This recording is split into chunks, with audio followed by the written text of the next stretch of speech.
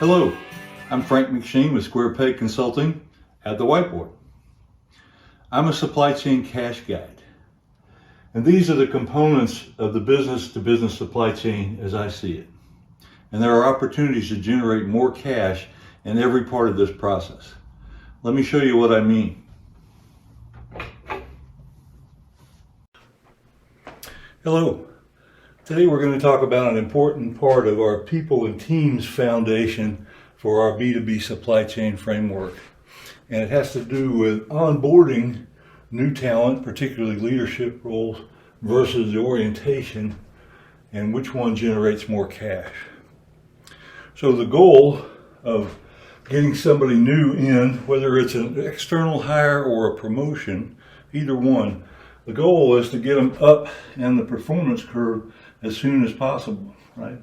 So performance up in the shortest amount of time. Most companies focus on orientation, particularly for new employees, policies, procedures, benefits, all the stuff they got to figure out, holidays, time shifts, the basics.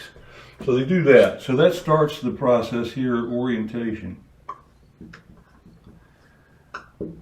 And so that can help a little bit with performance because people are worried about those things. They need to know what's going on in the basics of the business, and so that helps them with that, so they can now focus on there.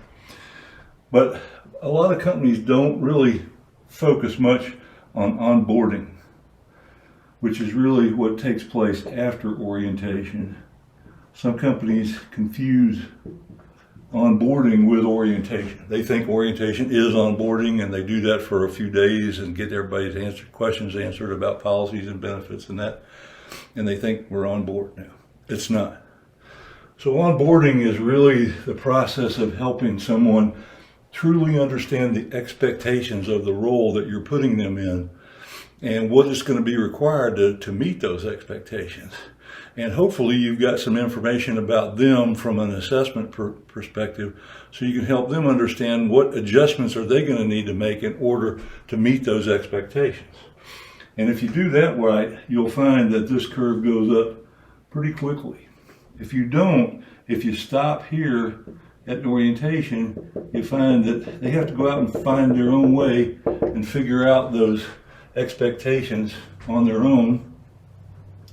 Or if we do a poor job of this, the same thing, they don't get very far in performance very quickly.